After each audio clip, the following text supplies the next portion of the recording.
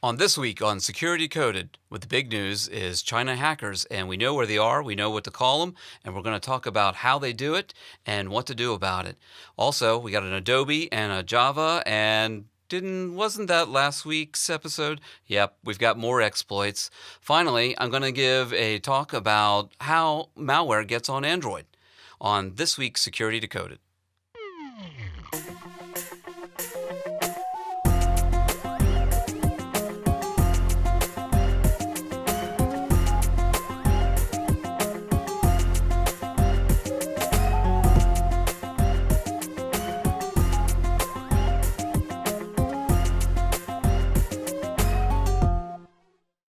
Welcome to this week's Security Decoded. I'm here with John and Mike, and how's everybody doing today? I'm doing pretty good, but a little bit better week. Short week, holiday week, so I'm refreshed and ready to go. Oh, that's right. We had off Monday, didn't we? Yeah, short week. That's you get the holiday off and you get a short week. I completely forgot about that. And has everybody been judging those other viruses, those cold viruses that have been going around? I've been lucky. Yeah. Well, I've been lucky too. I haven't. Knock on wood. Yeah, knocking on some kind of wood. Yeah. I think it's wood. Yeah. Well, I have something. Usually, start off with something that's in the news, and I've got something that's a little different. Twitter. This story was in the Atlantic. They rated tweets and the words that they use, and they came up with a listing of which states are the happiest and which are the saddest. John, which state do you think was the happiest? Hawaii. Hawaii, yes. You spent some time in Hawaii. Do you agree with that? I do. It's just, it's small town politics. It's island politics. So everybody's family. It's just literally everybody's family. Everybody's an auntie and uncle. So, and I miss it. So I wouldn't disagree with it. And so. Mike, you spent some time in Texas. Now, Texas came out pretty good. But there were a couple cities in Texas. Why do we think that was rated low for the tweets? Have you ever been to Houston? Yeah, these were cities near Houston. Yes. Yeah, it's hot. It's just hot and humid all the time. Yeah, I mean, you just can't get away from it. So. Yeah. When it's 90% humidity and 90 degrees, it's yeah. So now, dry. I actually lived in the north part of the state where it does get dry in the summertime. It gets very dry. In fact, everything turns brown. It's that dry. Yeah. And you really don't feel the heat so much as you do as when it's humid. So I can see. I would want to live in Houston. I mean, I don't even like visiting Houston necessarily. Nothing against anybody that lives in Houston. But there are other parts of Texas that are south that are very pretty. You know, Austin and that area, and San Antonio. It's very pretty, very nice to go visit. And they're very hot and humid too, though. So. Now, one of the words that they rated low is any curse word. Do we think that had any bearing on these tweets on the low ratings? I gotta say, it's a demographic thing. I tend to notice that the younger generation just freely throws them around, and sometimes they freely throw them around in an expression of joy. But if they're keyword searching on it, then yeah, they miss the topic. They totally miss the target. Well, if you go by that, you would think that Florida would get a really high score because in Arizona, right? Yeah, yeah. Well, we've all seen that Seinfeld episode where the Houston people come in and they start to swear and everybody starts to swear. I thought it might be something like that. Yeah. Maryland also, for the record, I'm not sure why Maryland was in the bottom 5. Maybe Maryland uses a lot of swear words. Maybe, yeah. Yeah, maybe it's because we're close to Washington D.C. Yeah, maybe. Yeah. Mm-hmm. Well, we're going to go ahead and hit the headlines. We have some very big news, some very big headlines. But first, watch live. Did you know that you can watch us record Security Decoded every week live? And while you watch, you can join the chat room while other live viewers, we've got some filing in right now, we have the chat room in front of us and while we record so we can be interactive with you. Okay, here is the biggest headline. I think it's the biggest one we've had since we've been on the air. But a new report, and this is from Mandiant, says, report says cyberspying group linked to China's army. So Mandiant, which is familiar to us because we talked about them, they cleaned up the New York Times breach, has come out and said, yes, it's China, it's state-sponsored. I think Mandiant is because of their involvement with the New York Times and with this new claim to state sponsorship, they said that the New York Times felt like it came from behind the Great Wall of China. but they've been studying this for years. The fact that they're associating it now with a quote-unquote military element adds a new layer to it. But prior to that, I think what we were researching, Mike and I and everybody had found was they actually went under several names. Right. They've gone under, well, the most recent one was the comment. What is it? The comment crew? The comment crew. And it's basically because they've been putting comments in the headers that are long and like, well, you guys said they seen some that were like story-like almost. And we did, and it's kind of interesting that you were able to find that piece of information about them being called the comment crew, because we recently addressed a piece of malware that we've run into where within the header almost appeared to be excerpts from the Bible, but then you kept reading it and it would just borderline nonsensical. The English was a little off in that translation. I wonder if it was something like that. And then sometimes we would find it not in English. We would find it in another language, which I think anyone can do by just dropping it into like Google Translate or something. Right, like and then that could be exactly what they did. Is they dropped it into Translate, tried to make something out of it that would make sense. Of course, it never translates 100%. It's close. It's interesting that they bring it up, and here, I mean, we're fresh off the heels of this. I mean, this is something that we've been working with, that we've seen and dealt with, and to have them disclose that, it just right away, I was like, I've seen this. And so, and then I think one of the other things that Mandy was using for them was LPT1. Right, and... Yep, LPT1. APT. So APT, Dennis? Yeah, that's right, APT, John. APT1 is what Mandiant has been calling them. Others in industry has been calling them comment crew. Now, Mandiant came out and said, you know who this really is? It's Unit 61398 of the China's People Liberation Army, or the PLA. So they were actually able to trace the building that they think this activity is coming from, and they were able to trace it back, APT1, and that's who they found out that was in this building. And it's funny that in that same building is part of the Chinese army, in that same building. So I think that's pretty damning evidence. It speaks volumes, and for Mandy to come out and to even suggest the connection, you don't pull a deck out of the card out of the deck like that without really doing your research. And, right. And they've been tracking APT1 for years now.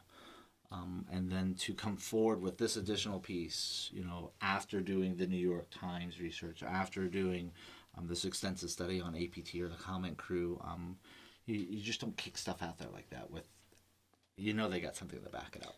Right, and here I know some of our other news articles kind of relate to this down the line a little bit too, so we'll talk about this a little more as we go down through. Well, it was big for lots of news agencies. New York Times, which was kind of ironic. Is this a little payback?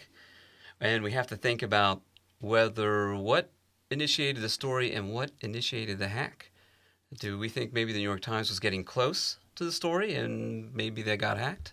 Is this a possibility? Well, one thing that you don't see a lot in the news, especially broadcast news. Print news that were out there, but actual broadcast news, like CNN. This story hit CNN. And NPR. Yeah. So to get that kind of media play, that's a big breaking story. Mm-hmm. And the language is very bold. Even the responses from both from the U.S. government saying, yes, this is a problem, and we recognize it, which is a delicate situation. We have a trading partner. We have multiple trade negotiations and other negotiations that nations have to conduct. And they're basically saying, you are hacking into our corporations and our government entities. So do you think this is part of the reason why the State of Union addressed cybersecurity yes, so closely? I think that. And if we remember a week ago, the executive order detailing infrastructure for cybersecurity, which is another news article. Not only it's our corporate infrastructure, but we had the Department of Revenue. Right, that's right. So we had a disclosed intrusion into one of our own agencies. So drop in the bucket theory applies. The bucket's overflowing. It's been overflowing now for a long time. One thing I think it's important that people understand is this isn't something new. This has been going on as far back as 2006 with the comment crew. So it's not like a new thing. Right. It's been around for 6 to 7 years now. It's not like it's a new thing. The same type of hacks too. Right. Yeah. And it's a circle. So we were discussing about who they were targeting, who their current subject is, and in the past, anything that would question our government's integrity or their ability to protect themselves, that information was really kept close to chest. And now we have this changing of the guard where they get ahead of it. They're going to admit that they're going to make changes. With some of the topics we talked about last week, a lot of the government agencies, not only domestic but foreign, but it's more than that. It's corporations. They targeted heavy against corporations. From the article that we have here from Network World, it says they compromised 141 corporations across 20 different industries. And then on the other article we have down here, they actually list some of the industries. It was finance, information technology, aerospace, energy, telecommunications, manufacturing and transportation, media, and public services. Just about covered everybody. Yeah, you pretty much covered everybody there. So, but if you backtrack on the name APT, so if you're new to the show, please forgive me, I don't mean to insult anybody within the industry, but advanced persistent threat. Yes, this is advanced persistent threat number 1. Yes. APT 1. That's right. And you got to kind of wonder, so the whole theory, and people love to abuse APT, and it's always an after the fact, and you model initial infection vectors, period of time, technology used to make it fit this. But there's shifting targets. You almost got to kind of wonder that they were really leveraging APT at a time where APT didn't have a lot of notoriety, because you said it goes back 6 years. Right. To establish essentially a botnet. Okay, now I was able to penetrate this portion of the corporate world. No one sees me. I'm going to sit quietly while I probe here. Now no one sees me. I'm going to sit quietly while I probe here. How extensive is this, and how much haven't we seen yet?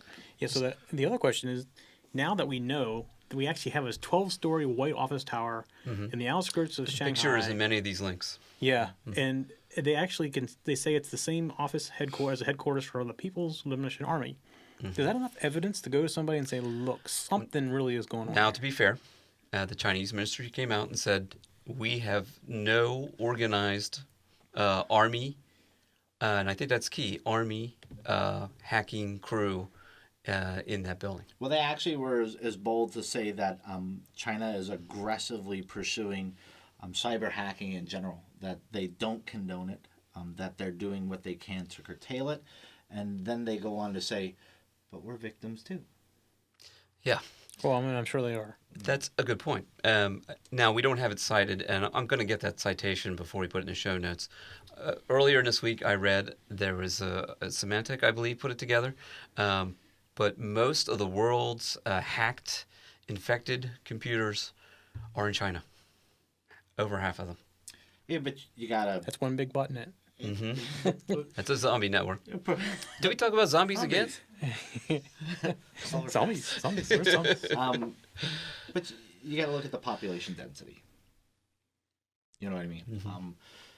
I think if we broke it out, the population density that exists in China, and with in China kind of straddling the edge between third world but also the technology giant. Around their major cities, I can see where you have this dense population around a major city that wants to be cutting edge, so they're going to have multiple devices. Yeah, they're gonna really bubble up on that number. Just to give a review of the corporations that were hacked, Coca-Cola, New York Times. And I found it funny, if you read the article about the Coca-Cola, when they were making a deal with Coca-Cola, and they were trying to figure out the negotiation strategy, so they hacked into Coca-Cola to get information about how they would negotiate. Yeah. That just blows my mind. Yeah. You go that much trouble over a contract. To get that edge to take those things. Who's at fault? Is it the Chinese government? Is it corporations? Or is it our U.S. government who hasn't really taken this very seriously? I don't think it's necessarily the government's fault so much as it's the industries. It's never one single point of failure, and it can never be one single point of failure. So if you leave your car unlocked and someone breaks into it, is it the police department's fault? So we all have to own our own responsibility in this. And everybody talks about it. We are losing this race quickly, and we need to close the gap. I will say I'm a little refreshed to hear that we actually have an executive order now. Yes. Because I think it feels like we're going to take it more seriously, or at least more publicly, because it affects more than just the government agency. It affects everybody, and it's going to affect everybody more and more as time goes by. In fact, it's a little scary if you think about how it's going to start affecting us very soon. Yes. Somebody needed to have the courage to step forward and at least light the fire. You know what I mean? Right. Yeah. Right. You're right. It's courageous. Steps like these are never easy because, there's a lot of privacy issues involved here. We just saw that with the drone issue. Mm-hmm. Well, it's okay to do in foreign countries, and it's the same thing here. This is going to be a degree of privacy. Not all countries have the same standard of privacy as well. It's going to be a very tricky road. There were two major pieces of legislation that tried to bridge this gap, and they failed. So now with the executive order, perhaps this is a good step forward. The other thing is that Mandiant and RSA both jumped on board and are using a strong language. RSA is a company that was hacked. They were hacked by APT1. Right. Right. And I've always appreciated the way that they came forward and said, we were hacked, this is what we did, this is what happened, and we're not going to let this happen again. The biggest thing is pride will hurt us in the end. We all have to have a lessons learned, and we need to learn it from each other. And the only way you can do that is share the information. And what I mean by share the information, I don't mean by private industry. It's government, and it's on a global front. We can't just be partnered with other countries economically. We have to be able to share information across borders. Right. Be a little more open. Yeah. So we've talked about who. Let's talk about how. In the article, they say spear phishing. Low tech. Yep. Low tech. Low tech. John's low tech. It looks like his prediction for 2013 come true. Yes. I gotta say, I don't need to be able to program to trick my parents. Get it? I mean, it doesn't matter if I use object-oriented design or if I use a Java exploit. Right. I could trick my parents. Yep. So, and I only need to trick one of them. I know which one to trick. So let's go over some specific emails. U.S. stocks reverse loss as consumer staples energy gain zip. So this is pretty crafty, I think. This isn't your usual Nigerian prince or princess give me money scam. Here you have a zip and you're done. You unzip that and you are done. I think what's even better about it is so somebody may hear that subject line go, I'll never click that. The subject lines are actually targeted to their audience. So they're going to craft a subject line that's more appropriate to the person to entice them to click. So someone that doesn't, are not involved in investing or watching the stocks, more than likely aren't going to get that subject line. Like we talked about the holiday season. Everybody, is an online shopper nowadays. Right. So a FedEx bomb you. Yeah. Let's take it the other way. This is another one. U.S. Department of Commerce preliminary determines Chinese and Vietnamese illegally dumped wind tires in the United States stock. What if you cater that to the right person in the right government agency who goes, oh, we're already working on this, and they open it up. Right, right. And then you're able to get the information that you want in that exact computer. So it's going to take some other kinds of reconnaissance to get the right person. And I think what was interesting was the amount of time they found invested in this. It's not compromise, and then the smash and dash. This was not a smash and dash. This was target. I've got one. Right, exactly. Now I'm gonna go quiet. I'll come back to you later. Low and slow. Yeah. So and then they'll peak and they'll peak and they'll peak. And what was interesting in some of the technical data that was collected through the articles was one of the first things they were trying to do is steal email. So they were using things like GetMail. And they were trying to just establish what kind of information passes through this device just by watching your email. Right. And if you're So know who to target. you're passing the appropriate information, or who are you passing it to? Maybe I can go try to get them. So. And one of these in our show notes, is one of these links here, is going to tell you then what was downloaded. Trojans, backdoors, So then you're done. You're going to get the communication going back and forth until they get the right combination of being able to lift documents and or credentials. Yeah. And it was literally a free for all. Once they established the connection, and then it's, did I establish the right connection? Even if they were able to pull something off the computer that may not have been their initial target, it's just the fact that they had the access. As well as including technology blueprints, manufacturing processes, clinical trials. They also were able to hack human rights organizations, which, how does that benefit China? A lot of people are critical about some of the things that are going on within China, and it's just, I think it's China's ability to either control the information or at least be able to counter any information that anyone's prepping against them. And this is my personal opinion. I think that's their attempt into the New York Times. The New York Times started to suspect activity after they were writing articles talking about some of the ethical issues within the Chinese government. Yeah. And I think it was really interesting that Mike pointed out on the article was, factories. They're going after factory, like patents or blueprints and just things that you would typically think that a state-sponsored attack would go after, the factories. And there were lots of headlines. Here's one. Chinese hackers blamed for intrusion at energy industry giant Telvent. Yeah. The thing that scares me about this one is look what they're controlling. SCADA systems. Mm-hmm. So Didn't we see SCADA attack? yeah, we've seen a few of those. Yeah. But and again, that's outside the United States, right? That is. So it was our neighbors up north. Yep. Oh, So yes. Canada. Mm-hmm. Yep. So just goes to show that nobody is out of their potential targets. As much as we like to talk about things within the United States, it's a global. Yeah.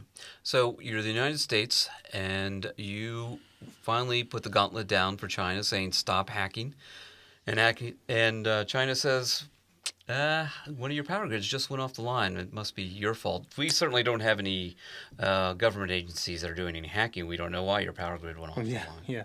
That's a tough negotiating ploy. That's absolutely correct. That's just not negotiating a Coca-Cola contract. That is affecting people's This is lives. a little more scary than the Coca-Cola type thing. That's right. This is our infrastructure. You start taking over infrastructure, you can cripple the whole country.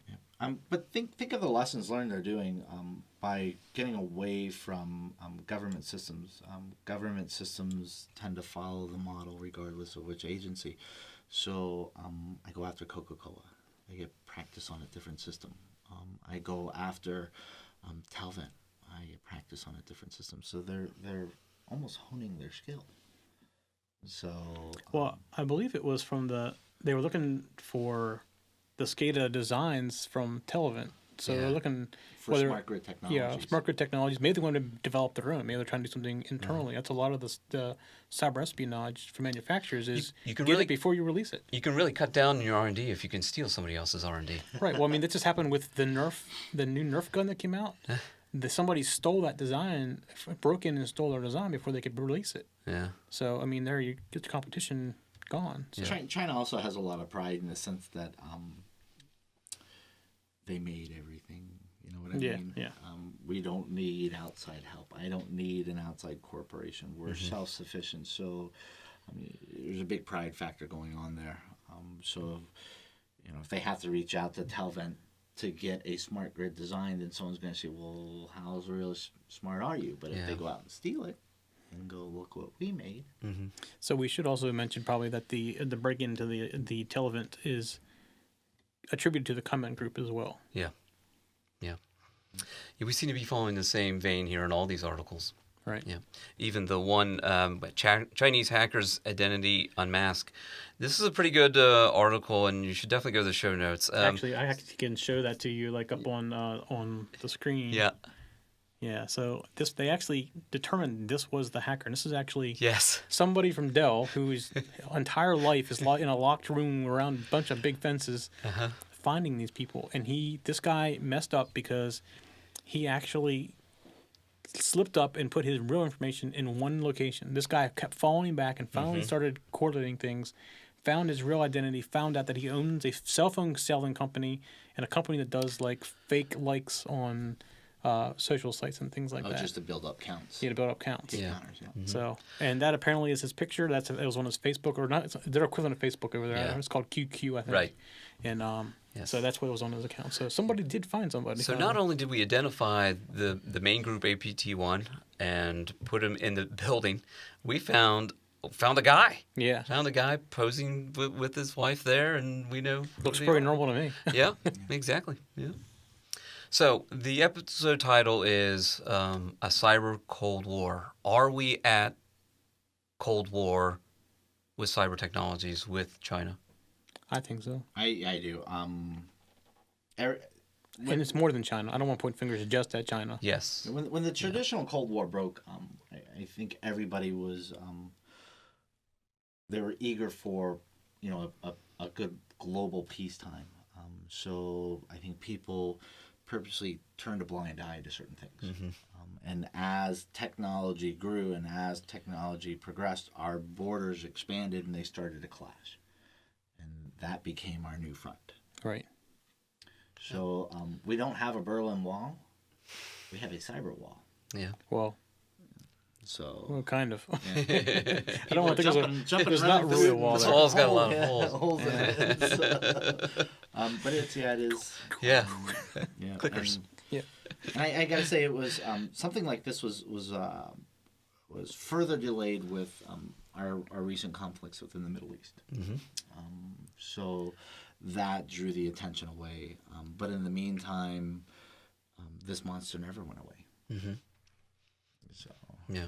So I made the analogy last week about the Cold War, the previous Cold War with the Soviet Union and the submarines. And I went back and I reviewed our episode, and I think I didn't make it as serious as it really was. You know, I had said, well, cyber technology it was kind of a tit for tat kind of thing, and our subs were out there with the Soviet subs, and so one sub would seek up to the other and ping them with a sonar. I failed to mention, though, that these were nuclear-armed subs who had lost communication with the mainland. Boomers. So we don't know what was going on there. That could have been very serious. And I think that's why Mandia came out with this with such strong language. And I think it's why the media is mad because they're getting hacked into, and there's very little they can do to stop it. And I think they're mad too. So I think this is why the strong language was put out there. And I think that's why the media picked up on it. And I think that's why the U.S. government picked on it as well. I think Mandiant needs to do a little bit cleaner job of the smoking gun. The fact that China is not a country typically the size of Ohio like we see other European states or Korea, say. Or China is massive. China also has a lot of money, a lot of education. They are fighting this. They're pushing back hard. And Mandiant has done a good job, but I got to kind of wonder if they've done full disclosure, if they're holding back, and I don't think this is the time for them to hold back. I think they need to really throw the smoking gun down. You throw that down, and then there is no question, there is no doubt. You force them to face it. Does the U.S. government have their own team of hackers? Oh, I'm sure we do. Are they nearby in Fort Meade, Maryland? Do they have their own little white buildings over there? Well, there's some things going on in Fort Meade, but I don't know if that's where the team actually is located. We have little white buildings everywhere. Yeah. My point is that all governments have these things. All governments, as you pointed out, there's other governments involved. It's just that. And if they don't, they say they don't, they're lying. That's exactly right. Yes. Yeah. Information is the key. Yeah. However you gather it, information is gold. Well, let's finish it up. What can corporations do? What will they do? And will they do anything? I think the biggest lesson learned on all of this is user education. Yeah, that's where it starts. I mean, the biggest problem is between this chair and this keyboard. Pepcat, yeah. Problem. Yeah. It's amazing. We have all these technology software and programs and analytics. We can even judge by tweets which state is the happiest and which is the saddest. But these hacks depend on the user not clicking on email. Yeah. It's the point is already proven. You can build conceptually the best layer security. Yeah, but it's one thing they can always get through it, and that's the person. Exactly. Because if you don't let them get through it, they're not going to no use to use it for them. Why write a code to evade firewalls? Why write a code to evade IDS? Why write a code to evade,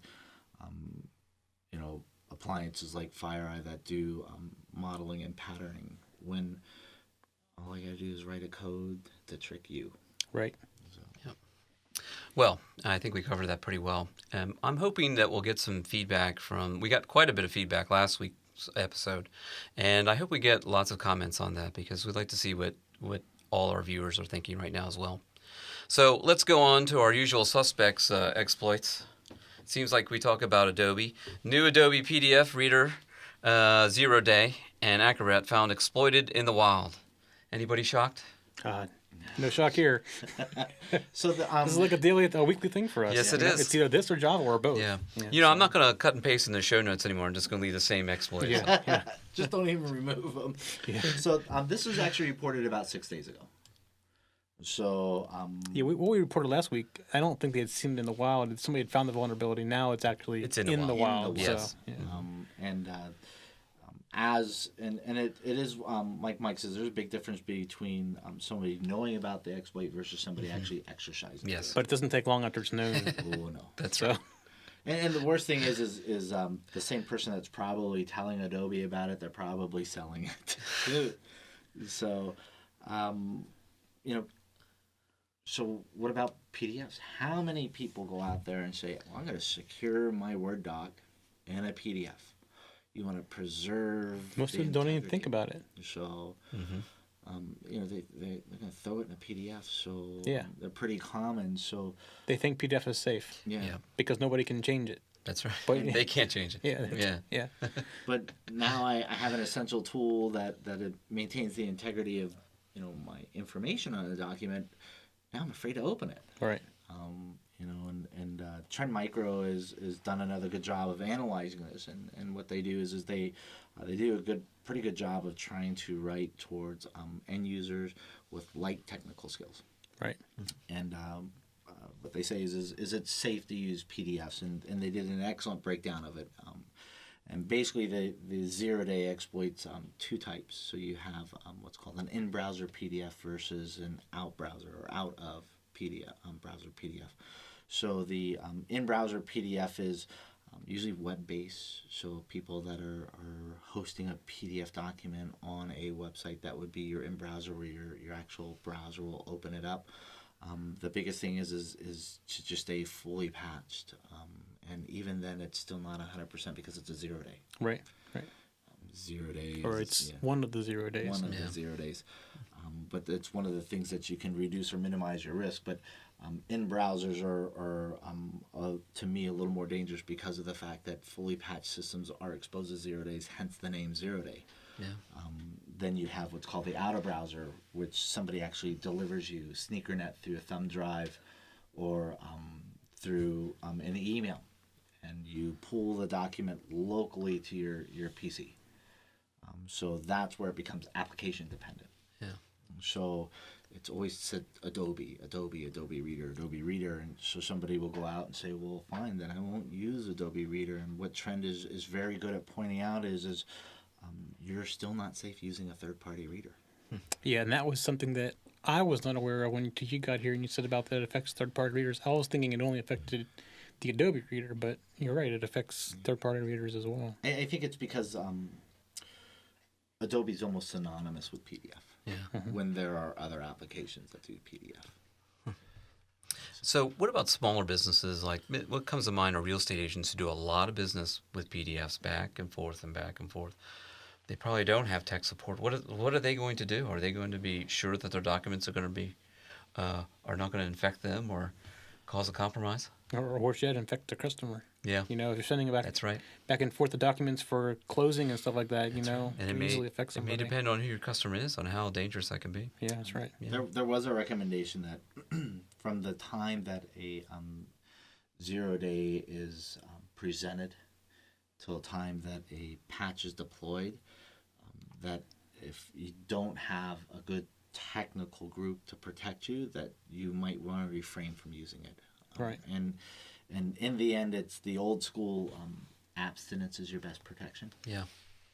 Yeah. And the smaller the business, the fewer layers that they're going to have. Yeah. How about Apple provided Java plugin removed with software update? Well, yesterday or the day before, they released the basically they're taking the Java plugin out of the web browser. So what they're doing is they're making you now go to Oracle themselves to actually download the Java and install it. Because I guess the thing is they don't want to be responsible, so you have to do it on your own. I've noticed that I can no longer run Java unless I want to install it. No, I haven't installed it yet on my Mac, but I think for them it's like we don't want to maintain our own Java no more. Let's let Adobe be the responsible party, good or bad for that matter. Yeah. But it's usually a safe practice to do that. A lot of people will use mirror sites. Mm-hmm. Yeah, but mirror sites can affect it Exactly. just as easy. So by them to force you to Oracle, to go directly to Oracle, it's not an Apple product, so it's an Oracle product. So put the onus back on them. Right. So we even saw that Google Docs is susceptible to exploits. Oxford University is now blocking Google Docs due to phishing attacks. So did they block it because they can't stop it? Well, I mean, this is not a new concept for Google Docs because it so easily allows you to create a form that's used for phishing and get information from somebody, and basically it goes into a spreadsheet. So you're basically helping them fill out a spreadsheet of personal information. I just think that it's gotten so out of control that the college basically said, okay, we're going to stop it for now. I asked Mike too, is just from a standpoint of Google's offering a service. It's not Google that's attacking you. It's Google that's actually victim to people taking advantage of a service they're trying to provide. Does Oxford, can they huff up and do this? And Right. I mean, it's not Google's fault that somebody's doing this. I mean, their service is good for what it's for, but it can be used for bad things. Like just anything can be used for bad things. It doesn't have to be just Google Docs. Yeah. And he reminded me about Oxford being its own independent private network. They can control. Yes. And it's a research institution, so there could be some very valuable data. Yeah, I know in the article it was saying that they were actually getting credentials for the machines in the network using this phishing technology, this phishing technique. So it's not like it's even personal information. It's access to their systems, which that in itself is a little bit of a scary thing too. So I can kind of see their point wanting to drop that. And this isn't anything new. A couple of years back, we had a big push on our network to protect against Facebook with the Osama bin Laden headlines. You would get a lot. Right. Facebook came through. Yeah, right. Whenever he was killed. One of the things they were leveraging was a Google Doc click into. We see it also on URL shorteners to try to also hide the end results, and basically you land on one of these shared docs where give us your information, we'll go out there. Right. Yeah. Right. It's just an easy way of organizing the phishing. Now, if I do remember, Google Docs was fairly quick on getting that shut down. But, you have that time of where they don't shut it down. I guess it's a numbers game, how many people can actually get you infected with the right information that you want. It was something like on one of the first episodes we did where it's a percentage game. And something, I think, if I remember right, it was like 2.9%. But that's a lot. Yeah, think about it. It's like basically 3 people out of 100. Yeah. Will fill out the information and send it in. So that's a lot. How many people use Google? And at a rate of 2.9%. So. Yeah, well, you don't have to use Google for Google Docs for this particular thing. Anybody can go there and fill out the form and put the information in. Right. So. The next headline: Facebook, Twitter, Apple hack sprung from iPhone developer forum. So, what's the culprit here? Well, basically the site was hacked. Yeah. JavaScript hacked. Java. And it just so happens that the Apple developers read this the Apple developers read this, and comment in there, as well as do a lot of other developers, including Twitter, which is why the infection was at Facebook. Facebook, Twitter. Or Facebook and Twitter. Yeah. Okay, yeah. They all probably have engineers in here reading these forums and have all gotten infected by the same Java 0 day. Yeah. So. And we've talked about this before. It can lead to theft of Twitter usernames and passwords. And we've talked about the dangers. That, it seems just an annoyance, but that can be a fairly dangerous thing. It's actually happening more often, especially with celebrity accounts. Some people call it a Twitter bomb, where somebody was able to take your credentials and then they just basically discredit you by just going crazy on your Twitter account and just spamming as many messages as they can. So I know a lot of people usually find out from their friends after the fact, what are you doing? Yeah. Well, what was it you just sent me? Yeah. So it's important to note that as of yesterday, this site was still infected. Yeah. So in the site's name, just so if you go to it, you should be checking yourself out. Yeah. Where was it?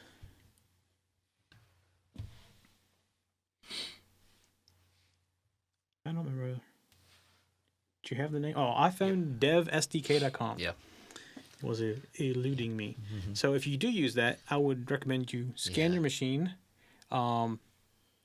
Definitely, don't stop using the site after it's fixed. Wait. Yeah. I'm sure there'll be some kind of big notification somewhere on the screen saying that we fixed our issue, yeah. especially considering how much public they're getting out of this. Now, the forum says mobile developers who have used the forum in the last few months should check their systems for signs of malware. So Apple's also gotten a little proactive on this, which is good.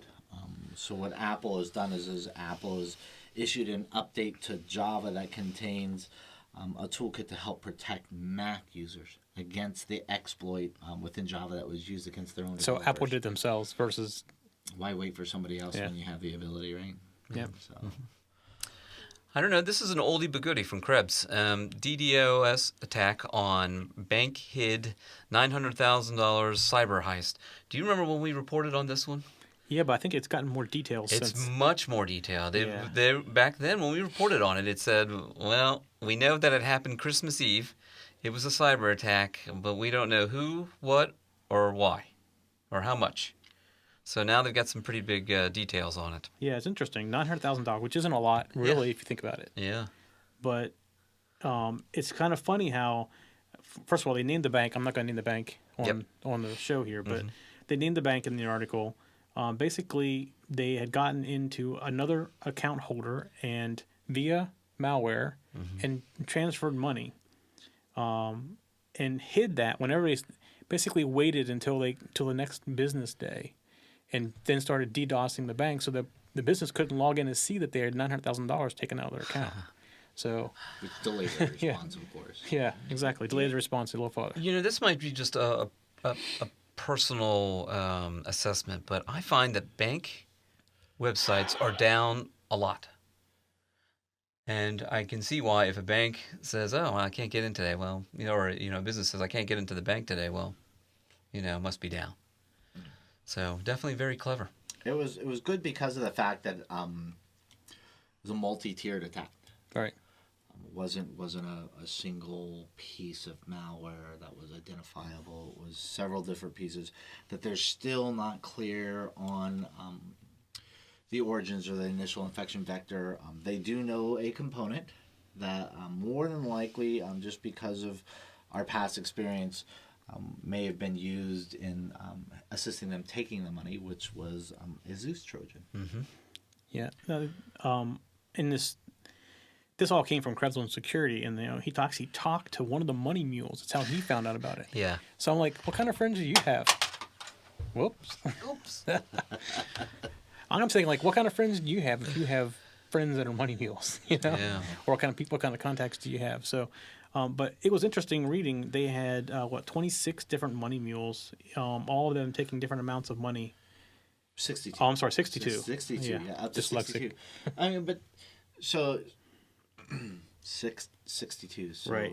62 over 900,000, which makes it easier to hide as opposed right. to one lump sum. That's right. Right. They said the average was between 4,000 and 9,000 a person, but some of them amounts were ranging from $80,000 to $100,000. So wouldn't you kind of question somebody if they came to you and said, "I'll pay you, I don't know, a couple $1,000s to fly over here with this case and or carry this much money," and they said the money mules were actually getting the money put into their accounts and they're pulling it out and taking it somewhere, and this person says they were unknowingly tricked. Okay, I don't know, but if somebody decides they're going to give you $10,000 in your account and you're going to pull it out and go somewhere with it, something's wrong. Yeah. So, what are the poor bank technical support? What are they supposed to do? Now, we are talking about a highly regulated industry here. There are lots of standards, lots of audits, technical audits imposed on banks. Well, I mean, it technically wasn't probably the bank's responsibility because they weren't the one that was hacked.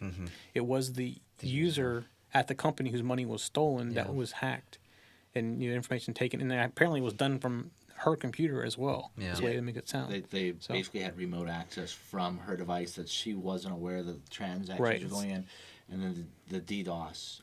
So technically, the bank wasn't at fault in this case. It was that they got in through a user, right? Another user. Yeah. So we see a trend growing. And this said it was the Zeus Trojan. Of course, we talk about Zeus all the time. So. Here's an interesting one. Mike pointed this one out to me. ShmooCon Fire Talks 2013. Yeah, now I've actually gone and watched a couple of these videos, and they're really cool. I mean, if you're really into the low-level hacking type things. Yep. Actually, I think I might have it up here on my screen.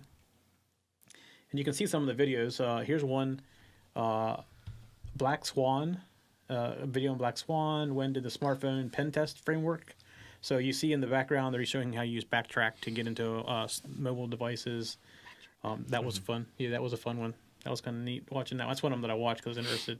And then the Shell Squid, Open Terminal. So basically it's, hacker tools and things like that. But it's a good thing to learn because you see how people do this kind of stuff.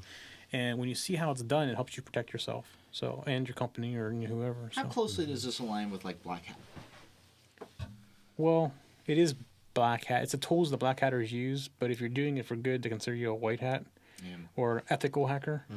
So, because they have, don't they have an annual Black Hat conference in Vegas? Oh yeah. That's a whole different. I mean, Black Hat is it's still fun to go to because you get to see all the newest hacks and technology. But it's good from the point of view of us too, trying to protect companies because we know what other people are using now. So it's not necessarily just for hackers. Although if you go there, don't use your cell phone, turn it off. Yes. Yeah. Turn it off. Turn off anything electronic when you're in there because otherwise you're going to end up on the wall of shame. Yeah. So 2 years ago, this is my favorite Black Hat story.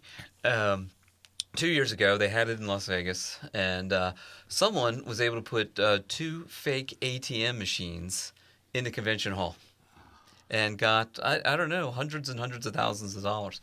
But I just thought it was ironic that they would put 2 fake ATM machines in there. Yeah, so they actually have a whole group of people that all they're doing is trying to break into things while you're there. Yeah. And if they break into something in your computer or your laptop or your cell phone or whatever, you end up on the wall of shame. And there's a big wall of shame that your information is just posted up on the wall. So when you go there, I mean, I actually... Do you get your money back? Do you get your ID back or anything like that? I don't think it's on the wall until it goes away. I guess it's one of the risks of going, I guess. Yeah. I don't think you can return someone's pride. Yeah. Yeah, I think you need to walk in there with no electronics. So that's pretty funny. I've even had people say they took in their 4G and somehow they got hacked into the 4G. They're like their MiFi. Yeah. Oh, their hotspots. Yeah, so they're trying to be safe. But we'll have to see if we can all go this year. Yeah. Yeah. Be fun. Here's the next headline. iOS 6.1. Hack lets users see your phone app and places calls. So I know Mike is our resident expert. So I've watched the videos, and I'm having a hard time getting it to work. And this is on YouTube, right? Yeah, watch one. The how-to is on the YouTube. Well, yeah, and CNET did one, and a couple of people did one now too. It's very hard to do. It takes some practice. I haven't gotten it to work yet. Now, supposedly, there's already a fix in the works. I don't know if it's in beta. My phone hasn't said I need to update it yet. But I heard today that they actually had a fix out for it, probably in beta at this point, that would take care of that. And this is actually something that's happened before. This is a reoccurrence of an old issue. So I'm kind of curious how that happens. 6.1? It'll be 6.11 that comes out. Just recently, right? Yeah, just recently. Yeah. I got to say, I had a little bit of issues with 6.1 on my phone going in. So it makes me kind of wonder if this is the first of maybe a few other. Well, knock on wood, so far I've had good luck with 6.1. I actually had a difficult time reestablishing Signal after. Oh, really? I almost lost it for a half day. I've had no problem. I went with the version of the iPhone you had, maybe, because I'm on a 5. That could be the issue, maybe. Mine's an old. I don't have the newest. Yeah, somewhere that's part of the problem. So last week we hinted that Anonymous was planning a February 14th, a Valentine's Day, attack on Goldman Sachs. What happened to that, Mike? They were stood up. Yeah. Nobody showed up. So, I mean, that was either a threat by not really Anonymous, or they were just trying to make an open threat to do something else to change. I don't know. Yeah. But nothing happened. So I guess that's one of the drawbacks of having an organized organization. So you may schedule attack and maybe nobody shows up, or Someone slept in? Yeah, somebody slept in. Yeah. So we could also have this kind of ties in what we reported on last week. There was an exploit also on the LA Times. So if we're keeping track here, we've got the New York Times, the LA Times, we've got the Wall Street Journal, and the Washington Post, and they say that's been happening for at least 6 weeks. yeah, and this one's a little different though, because the other ones they were trying to get information out of them, and they were on the internal network. This one, they actually defaced the website and put a hack on the website, so it actually affected their customers. It was placed on the part of the website that gets 18 million visitors a month. Huh. So initially, when they were contacted by Krebs Security, they told them that no, it's not malware. It's actually the Google ad server having problems, which they eventually came back and said that was an unrelated issue. But yeah, so this one actually affects users, and it's been on there, they said, since December 23rd. So that's a long time to have an exploit on your website, especially when you're getting 18 million visitors a month to that site. I think it was unacceptable for them to even try to deny it. To be able to go out there to your own site and see for it yourself, seconds nowadays, literally seconds. For the initial discovery, okay, that's understandable. But after someone came up to you for initial discovery, the validation is there. And for anyone to come back and go, I don't see it, that's just beyond. That was just deniability. Yeah. So I think if they really knew who the person was that was calling them, that it was Krebs, they probably would have listened a little bit better. Yeah. So this is a perfect example of something that we've briefly brushed upon last week with malvertising. Except for this wasn't malvertising. This is a great example of a watering hole. Mm-hmm. That's exactly what it is. It's a watering hole. This is a watering hole. So watering hole exploits were taken from times where in Africa where animals go and stock watering holes for other prey to come up and drink. And as they approach the watering hole, they need the water to survive. And then the prey wait. The predators wait in line in plain sight for someone to come to a watering hole. So a watering hole is somebody that goes to a legitimate site like the LA Times, where they were managed to compromise the site and they dropped malware in plain sight on a legitimate website. So someone is going to the LA Times for information, for an update, to review information, and they get attacked. So this is waiting for one of these, and I think this is a really good example of what a classic watering hole would be. Right, and these people probably didn't know that they even got infected. Yeah. If it was a good exploit, it probably just sits in the background. Yeah. Okay, here's something that we really haven't touched base on yet, but we've implied it. So you're a technology professional, and you discover your site is infecting people, and it's infected. If you clean it, well, then you won't know who did it or why they were doing it. Do you take the risk of trying to track it back? And we've seen some good examples here. Mandiant came out. They've been tracking. They knew who it was. Obviously, they took their time. They were able to contain, maybe, to know that APT won. And finally, they tracked it all the way back to the building. If you're an IT professional, do you clean it, don't worry about it, or do you try to figure out who's doing what to you? That's a tough one. In this case, that is affecting the end user, a customer, ultimately a customer. I think you need to take action quickly. If you can grab a backup, like if they could just go to that section of the website, copy it to another folder, and then fix it, that's probably the best thing. So you can determine ultimately what the issue was. So you're going to lose some forensic data when you do that. But if you keep enough of it to be able to track it back and see, the other thing is you need to know what's going on so you can fix it in other places in your own site, because they could be infecting more than one location in the whole site. Now, the one thing we kept saying about the New York Times, they really weren't sure if they were clean or not, or not really sure how long it had been. But they were pretty sure that was only internal to them, not necessarily. That's a whole different thing, Ben. If you're not affecting the customer, that's your decision from a business perspective. Are they getting too close to something that's company confidential or brand impacting, things like that? I think that's what brought Mandy in time, was the fact that, and like you said, it's brand name impacting. You have to make a decision on, are we going to reach a point that we just can't recover from it? And if it's customer facing, then I think you need to move a lot quicker.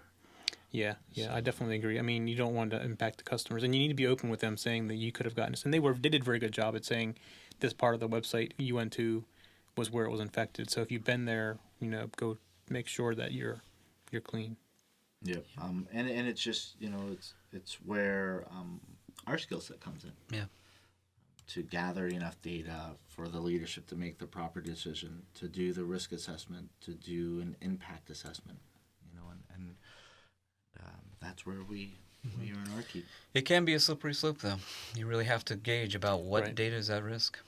Yeah. Right, even if it's internal and they're getting close to customer data, whether it be personal or PII type data or credit card type data or anything like that, you need to take action fairly quickly, because you need to keep the customer safe, because that just opens you up to, not to mention brand impact, but it also opens you up to a whole bunch of other lawsuit possibilities. That's so right. you definitely need to take care of the customer. There's always concern of you go out and you protect the customer, but if I don't close the door, what's stopping them from coming back in? And that's where you said, which is why you try to get the copy. Backup copies. Right. Try to sift through your logs. There's data there. You just have to know what's the appropriate data. Of course, if you're a good IT person, you should have a backup somewhere, right? That's right. You should be able to restore from. That's the right way to do it, is to restore from a backup. Yeah. So, especially when it's been 6 weeks old, you should be able to have a decent backup by then. If it just happened if it just happened like in the last day or so, it's questionable whether it actually went through the backup process. But So our next headline: Facebook computers compromised by zero-day Java exploit. So it looks like the engineers at Facebook. So this is the same one we just talked about a little bit ago about Apple engineers. The same site infected both groups of people. Yeah. Both of them visiting this mobile site. It was the same 0 day. So exactly the same. Yeah, and this is the difference between somebody reporting a 0 day versus a 0 day being exercised in the wild.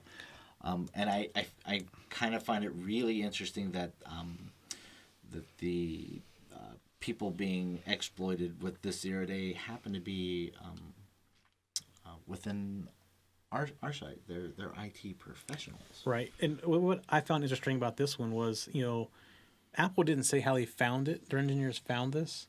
But this one says that it was discovered by suspicious domains in the DNS service. So that tells me that Facebook has a proactive internal security department. Yeah. Which makes you feel a little bit better, about. I gotta say, kudos to them on their test that we reported.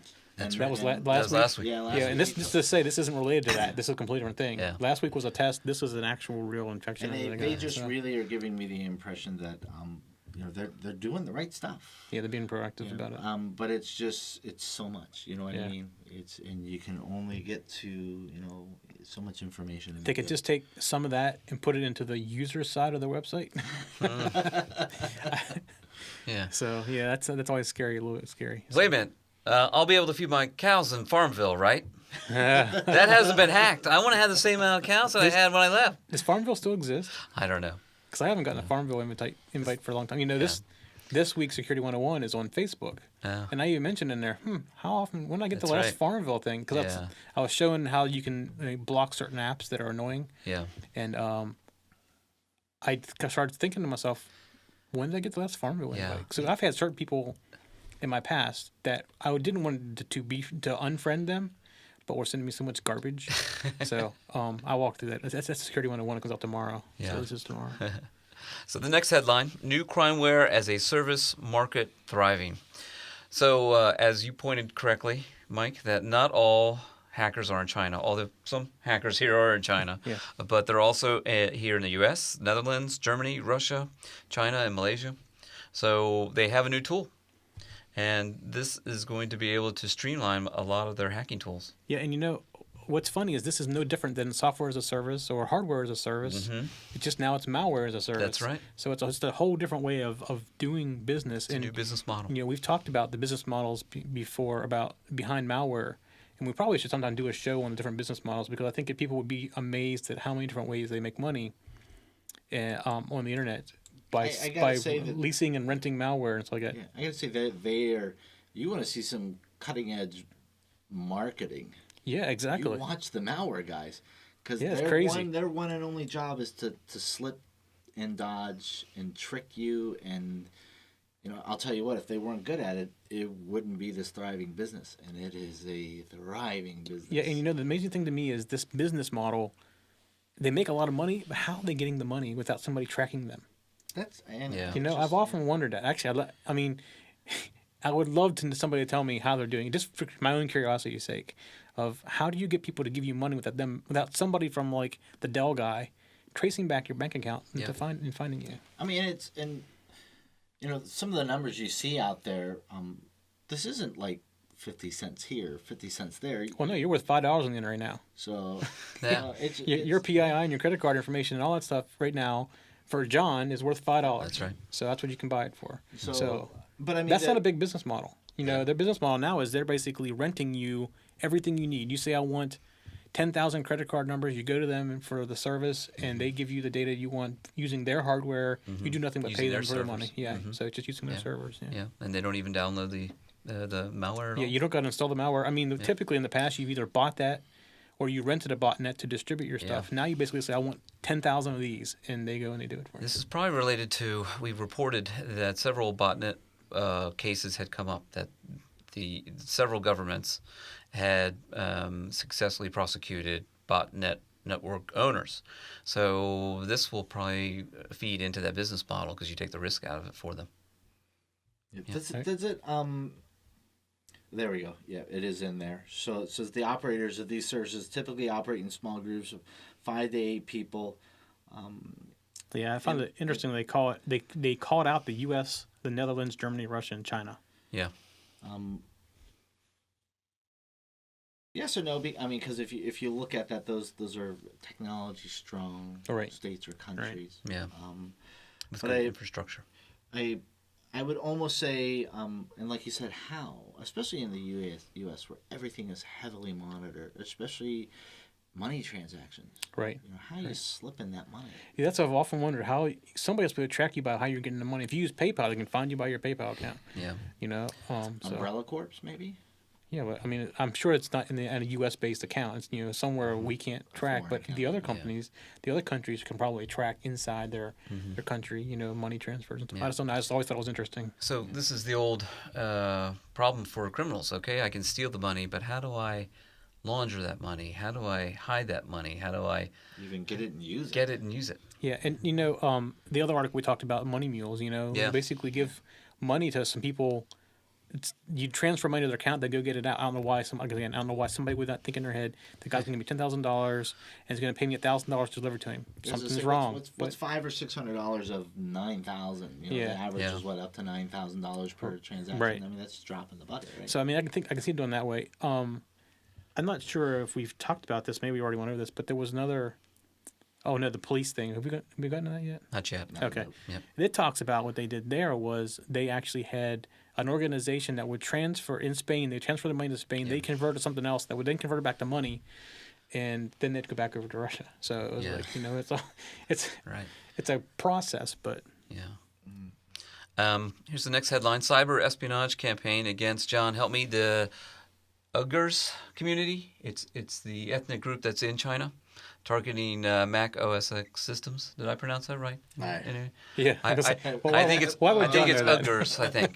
Why would John do that? Yeah. I have a hard time spelling cat. Yeah. So here what it is. It's against the community. It's an act. We've seen this before, and I don't think we've reported on it yet. But what it is, it's a campaign, and we know that this one is Chinese based. That is specifically against this community. Right, and it's actually targeting Mac OS users, Yes. OS users too. Yeah. I mean, I'm sorry, but I'm not familiar with the article. But the fact that it's targeting a community, and not just targeting a community, but targeting a specific OS, were they able to leverage a vulnerability across the OS that they're just real familiar and comfortable with, or I wouldn't think would an entire community just happen to use all Macs, so that's the best chance of success? It's targeting the Mac OS X, but it's Office based, the doc files. Oh, the doc. Okay. Right. Yep. And the next one is a vulnerability in BlackBerry Enterprise Server components that processes images could allow remote code execution. So we were just talking about what happens when you go to the Black Hat conference and your phone. So this is something that you would see there, isn't it? Yeah. This is more of the enterprise server. This is pretty much, but yeah, it's very closely related. Yep. And then we also have OnRamp, a free open source ad server from OpenX, gets shut down. So some more criminal activity has been shut down here, hasn't Right. it? Actually, I think OpenX went down and finally said, "Okay, we give up. Yeah. We're not going to do it anymore."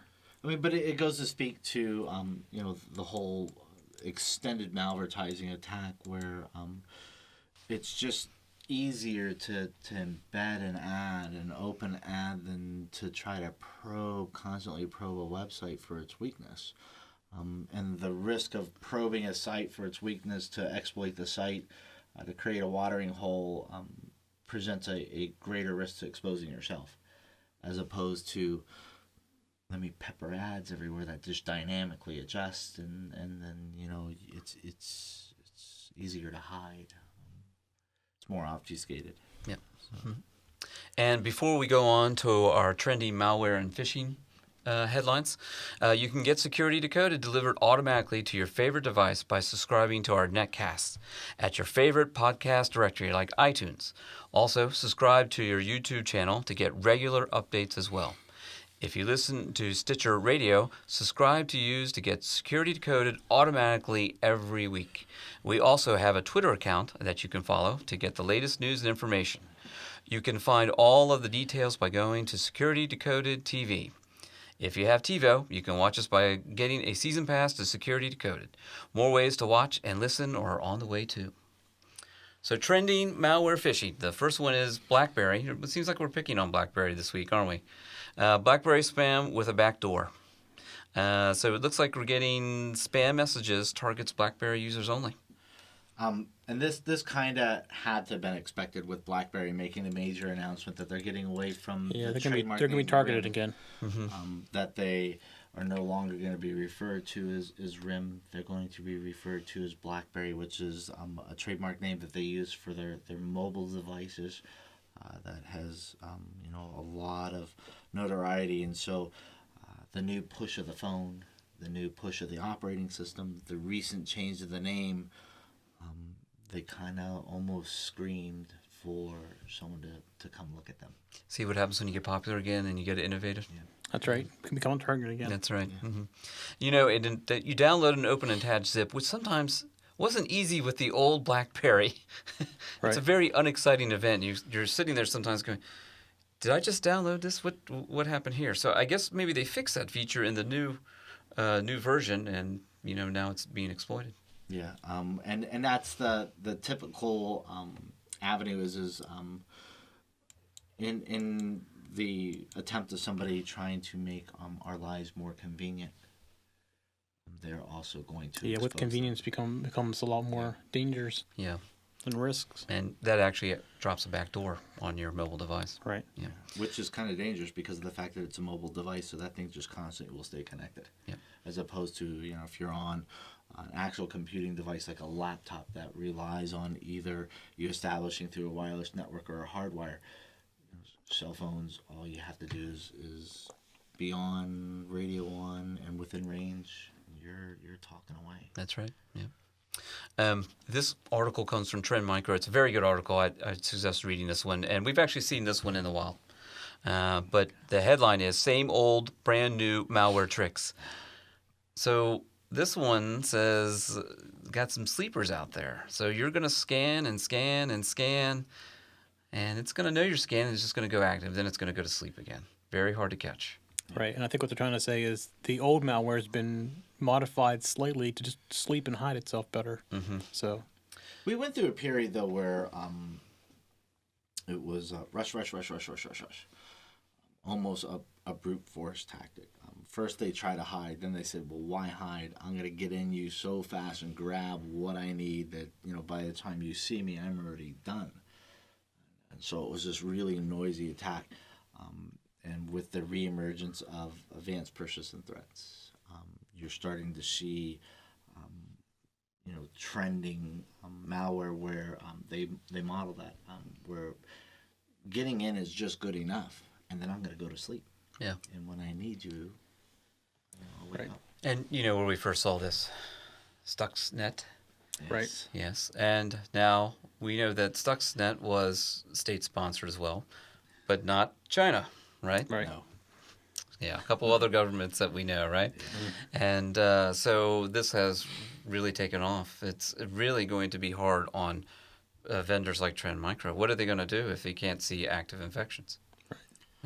And that's where we discuss things like, the old school way of signature base is just not gonna cut it.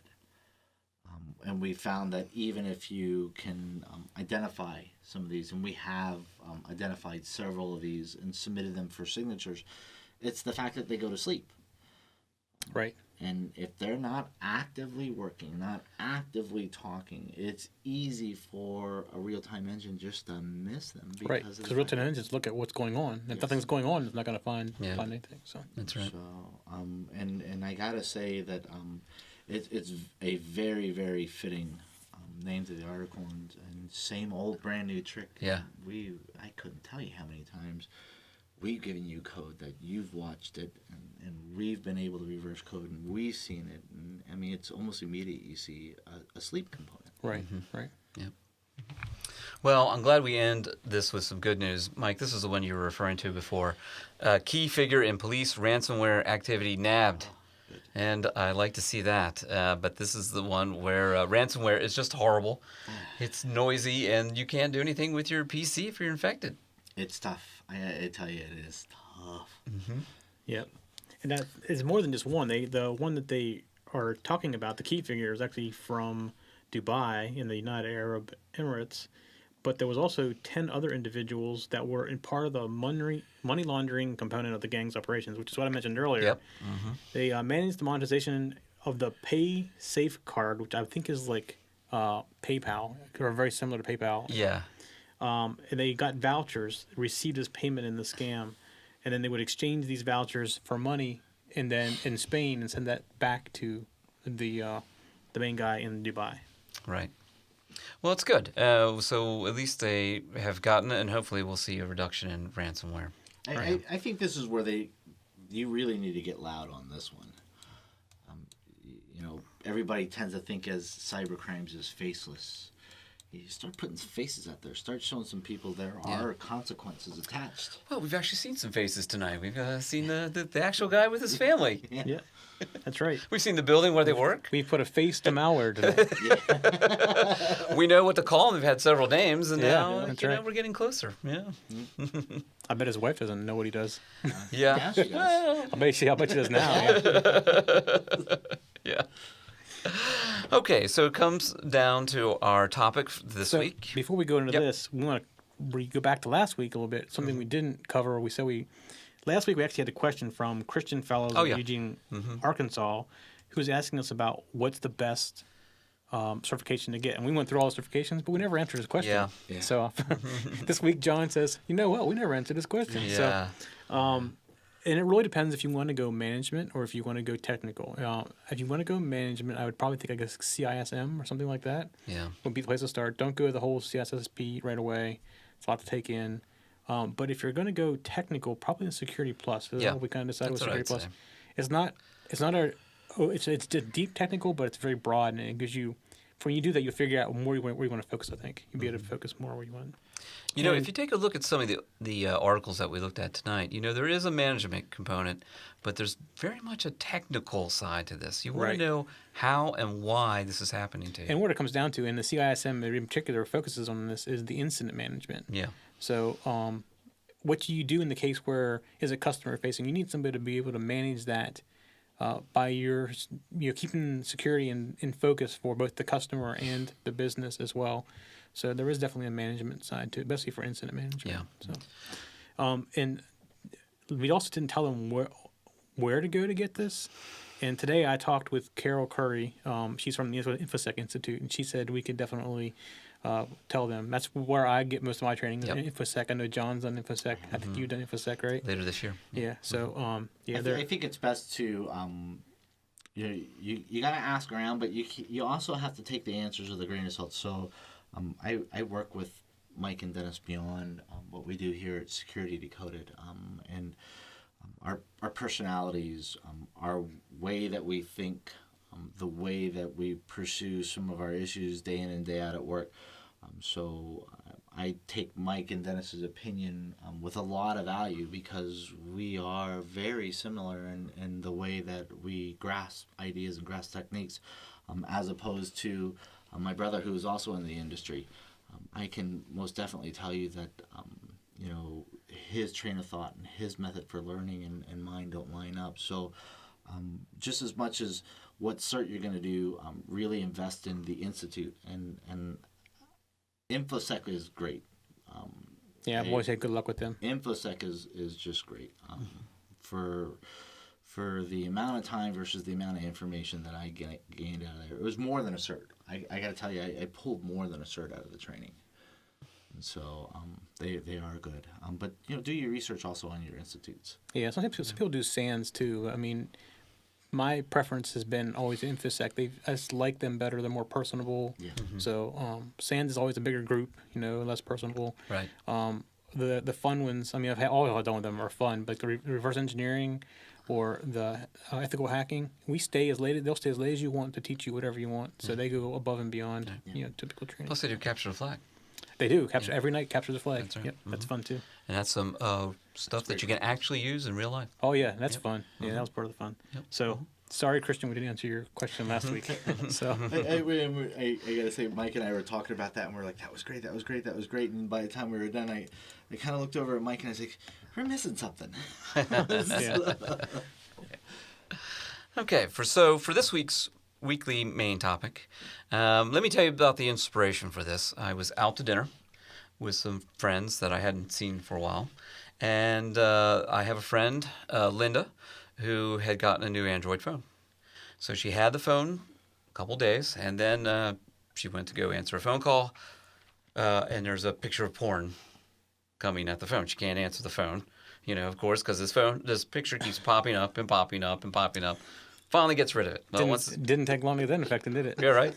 Wants to send a text. What me? Can't send a text because now different pictures and just exploding pictures of porn. Can't use the phone. So she has to take it back to the Verizon store, and this is kind of embarrassing for her because she has to go, hey, see what's on my phone? Can you get this off? And what are they going to think about her? And she has to go through all that, and so she did the right thing. Verizon went and they wiped the phone clean and gave it back to her. Yeah, at that point, it's best to re-image the phone. Yeah, essentially. Yeah, and so she did the right thing. So we wanted to talk about how malware can get on an Android phone. What it does, and then most importantly, give you some tips on how to keep your Android phone safe. Your first question would be, how does it not get on your phone? Yes, yes, there are lots of ways. There's so many ways, just as many ways you do with your PC. Now, we can't blame this on Java, though. Is that right? We can't blame Java? Well, everything you write on Android is in Java. That's true. Yep. But that's not necessarily the issue, though. No, yeah. No, it's not the issue. Yeah. But we have the usual ways. We have malicious apps. And John, I think you have a great stat for this, don't you, about how many apps might be actually infected or malicious? I'm sorry you actually caught me on that one. I'm there. I did read up on the stat, and I can't remember the number. I but can. You talk about the F-Secure stat? Yeah, F-Secure is 54,000. 54,000. 54,000 in the Play Store. Yeah. And that's their actual Yeah, yeah. where they want you to go. And that's Right. that's really scary. Hey, go over here and get infected. Yeah, no, the thing is, unlike, and this is nothing, I'm not going to go negative on the Play Store, but unlike the Apple Store where it's very curated, Yeah. they had taken the approach they want it very open. So the Android itself is very open, and they want the Play Store to be very open as well. So with that comes the risk of That's right. having more malware. Now, they have added some things in there that's supposed to help find this, but Right. F-Secure still did their scan and found 54,000 of them. That's right. So, something's not working as good as it should probably. Right. And that's just reported off of what's inside their legitimate store, let alone what's just available on the web. And that Well, yeah, number if is you go to a non-Play Store, you're open for Yeah. anything at that point. That's right. And one of our prediction episodes, one of the companies actually predicted that malicious apps based on open source phone operating systems was going to quickly approach 1 million.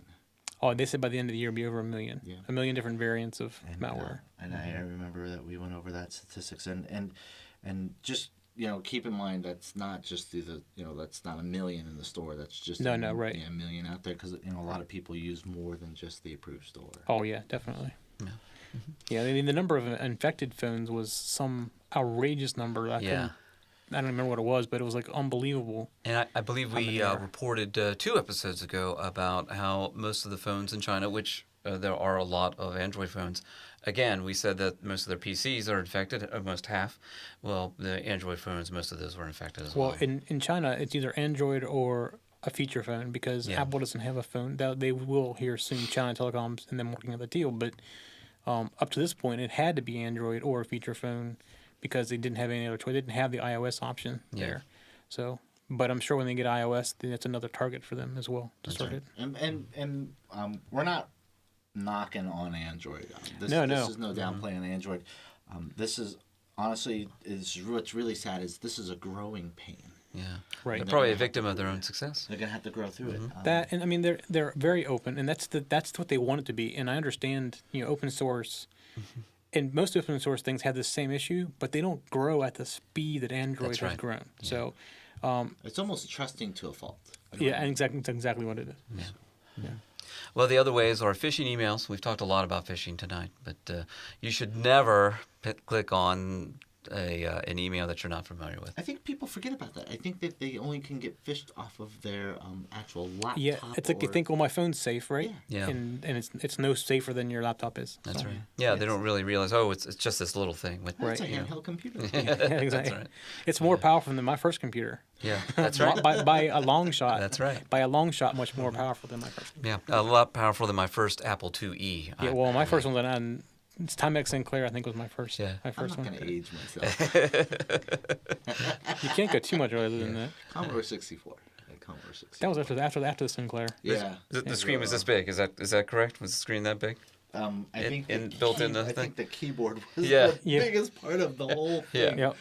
And then the keys alone were probably the size of big old knights. So. Also, malicious attachments. We know about that. Here's something, Mike, I'm going to have to ask you about. So we know that we have websites for mobile devices. Are they any less secure?